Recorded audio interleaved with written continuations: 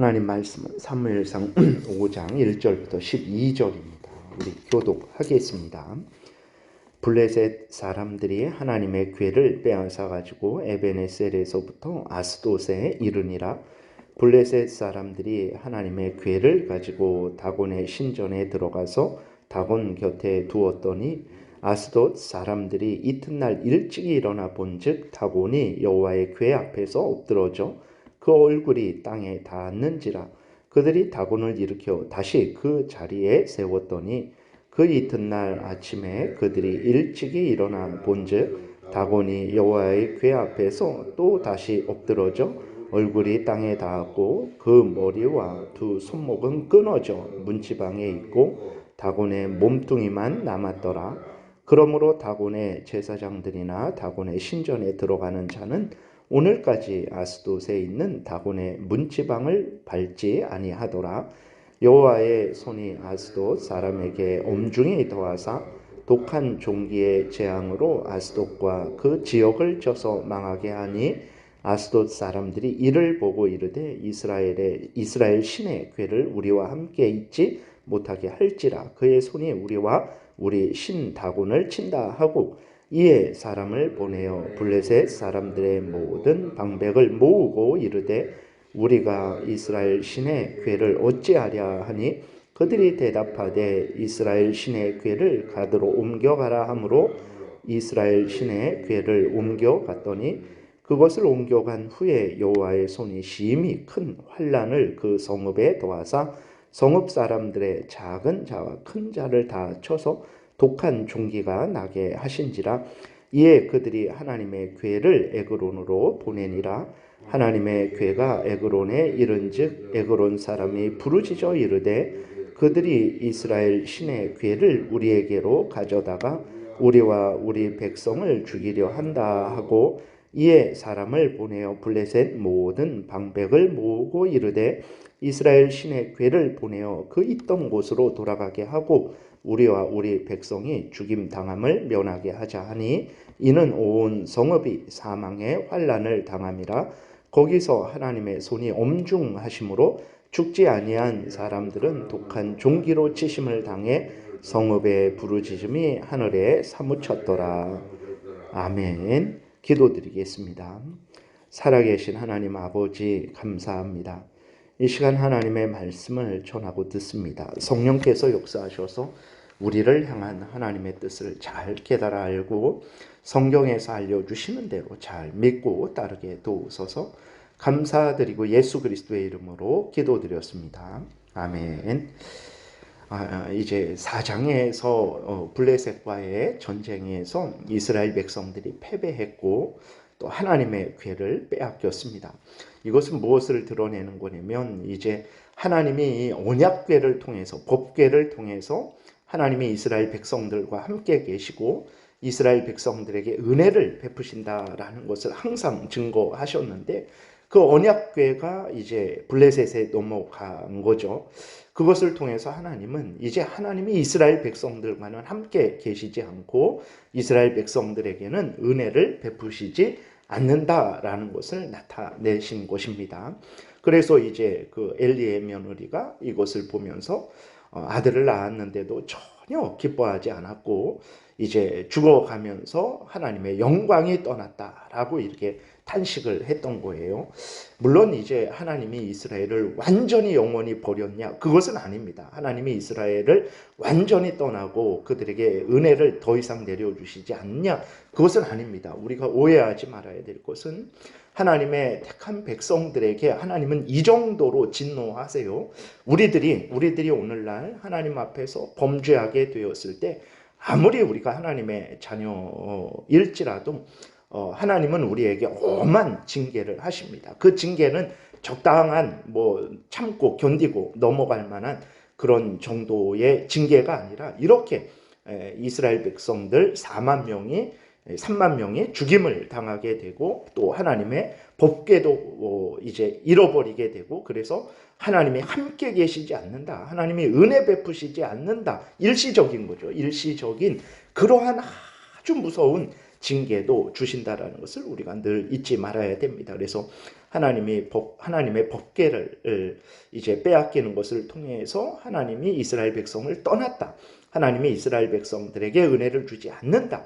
이것은 일시적인 그러한 징계라는 것을 우리가 잊지 말아야 됩니다. 이것을 이제 그냥 정말로 우리의 행위에 따라서 하나님이 끝까지 우리를 구원해 주시다가 우리가 잘못하면 이제 우리의 구원을 취소시킨다. 이런 식으로 절대로 해석해서는 안 됩니다. 그러면 우리는 구원을 한순간도 유지할 수 없어요. 우리의 마음, 하나님을 섬길 때는 마음을 다하고 뜻을 다하고 힘을 다하고 정성을 다하고 목숨을 다해서 하나님을 섬겨야 되는 것이고 동시에 이웃을 항상 내 몸처럼 사랑해야 됩니다. 우리들이 하나님 앞에서 이웃 앞에서 언제 한순간이라도 그렇게 하는 적이 있습니까? 그럴 수 없어요.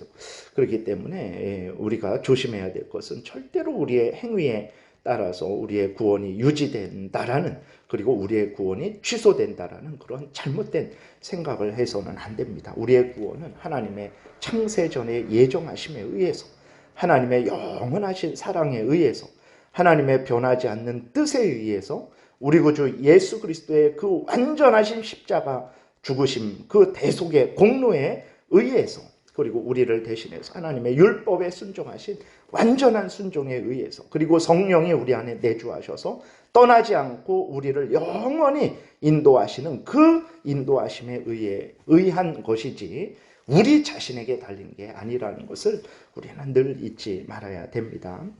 오늘날 이제 이것을 적용해 보면 하나님이 우리와 함께 계신다라는 것은 이제 무엇을 통해서 증거되겠습니까? 그것은 우리가 마음과 뜻과 정성과 목숨을 다해서 부족하지만 늘 하나님을 사랑하는 거죠. 하나님을 경외하는 거죠.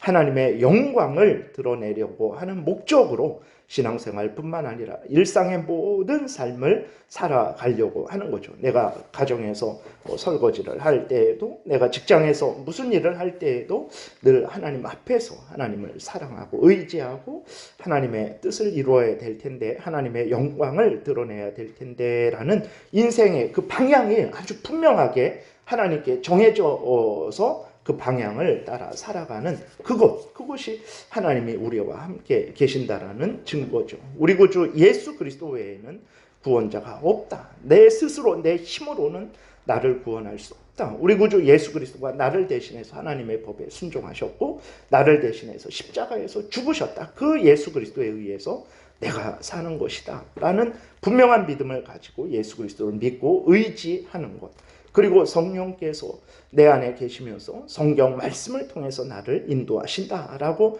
분명하게 믿고 항상 성경에 근거한 신앙 삶을 살려고 하는 것, 이것이 바로 오늘날 우리에게 하나님이 함께 계신다라는 증거가 된다라는 것을 우리가 늘 잊지 말아야 됩니다.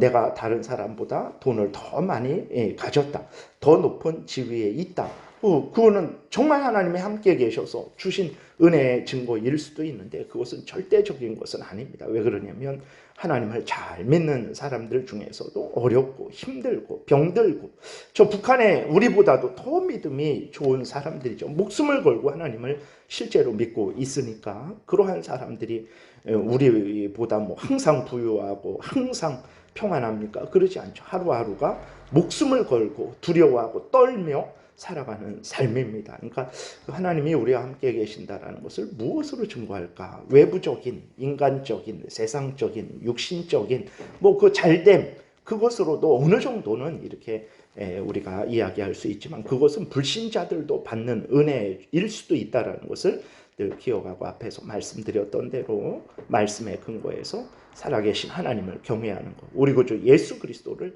의지하는 것, 그리고 성경 말씀을 통해서 역사하시는 성령을 또 의지하는 것, 이것이라는 것을 우리가 늘 잊지 말아야 됩니다. 반대로 하나님이 우리와 함께 계시지 않는 증거는 무엇입니까?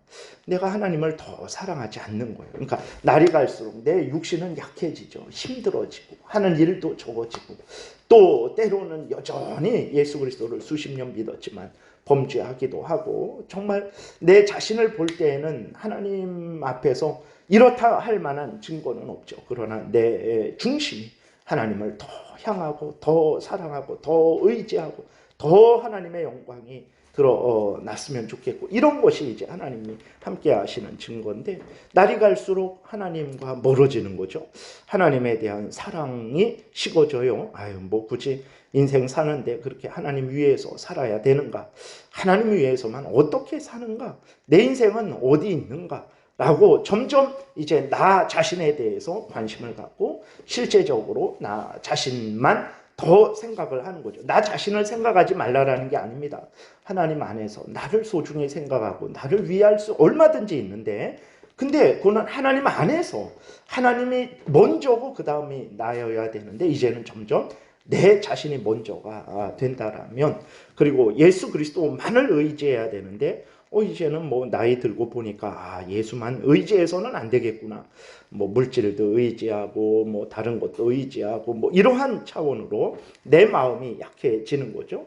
그리고 또 뭐 이제 항상 성경 말씀에 근거하지 않는 것, 직분을 감당하지 않는 것, 교회를 사랑하지 않는 것, 뭐 이런 것들이 바로 하나님이 우리와 함께 계시지 않는 증거입니다. 하나님이 함께 계시는데 우리가 하나님을 덜 사랑한다?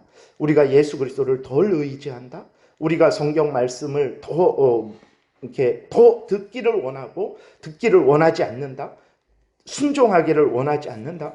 하나님이 함께 계시는데 내가 교회를, 하나님 예수 그리스도의 피로 값주고 사신 교회를 위해서 헌신하지 않는다? 직분을 감당하지 않는다? 그거는 이제 하나님이 함께 계시지 않는 증거입니다. 구약 때에는 법궤를 통해서, 이 법궤가, 성막이, 성전이 이스라엘 백성들에게 있는 것을 통해서 하나님이 내가 너희와 함께 있다라는 것을 드러내 주셨지만, 신약에는 그런 거 없습니다. 그런 것은 없고 성경 말씀을 믿고 그 성경이 알려주는 대로 생각하고 말하고 행동하는 것, 그런 것을 통해서 이제 드러내시는 것입니다.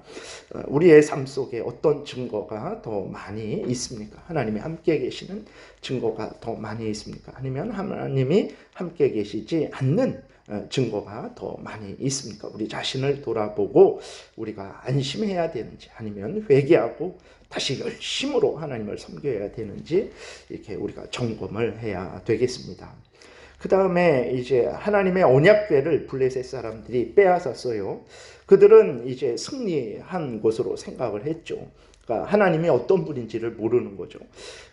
그래서 그들은 하나님의 언약궤를 자신들의 신인 다곤 신전으로 가지고 가서 다곤 우상 앞에 두었습니다. 다음 날 이제 아침에 보게 되니까 다곤 우상이 하나님의 궤 앞에 얼굴을 땅에 대게 엎드려져 있는 거예요. 그러니까 이렇게 서 있던 다곤 신상이 이렇게 꽉 넘어져서 하나님의 궤 앞에 이렇게 절하는 것처럼 엎드려져 있는 것입니다.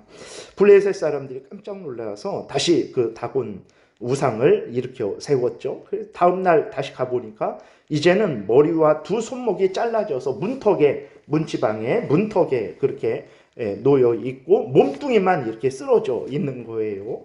이렇게 된 것은 뭐 이 여호와의 법궤가 힘이 있어 갖고 그런 것 아닙니다. 하나님이 역사하신 거죠. 그러니까 그 법궤를 통해서 구약 때에는 하나님이 함께 계신다, 하나님의 은혜를 베푸신다, 이것을 드러내신 것처럼 그것을 사용하시는 거예요.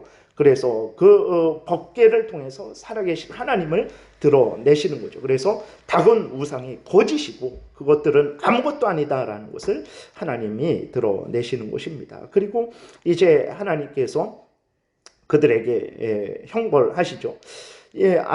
하나님은 이제 아스돗 사람들에게 독한 종기로 치셔서 그 아스돗과 그 지역을 망하게 하십니다. 그러니까 이제 그 아스돗 사람들이 감당을 못하고 어떻게 하냐면 법궤를 가드로 보냅니다. 다 블레셋 사람들의 땅이에요.